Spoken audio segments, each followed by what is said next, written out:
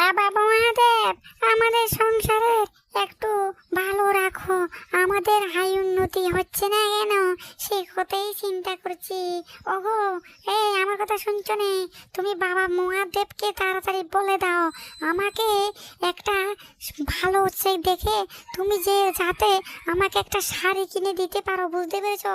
তুমি তাড়াতাড়ি বাবা মহাদেবের কাছে বলো বলো বলো, আমাকে ভালো একটা শাড়ি নিয়ে দিতে হবে।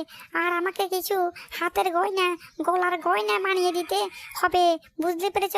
বাবা মহাদেবকে বলো যাতে এই মাসের ভিতরে আমাকে যে করে হোক তুমি গয়নাগুলো বানিয়ে দিতে পারো, না হলে আমি তোমার ভাত কিন্তু খাবো না, বুঝেছ?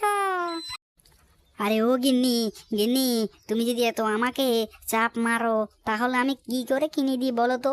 আর তুমি কেন যে বোঝো না, আমার তো ইনকামও তো লাগবে না। আরে ভগবানের কাছে এসেছি, তুমি তো দেখছি লোভ করছো। লোভ কিন্তু ভালো না বলছি গিন্নি, বুঝতে পেরেছো? ভগবান শুনছে।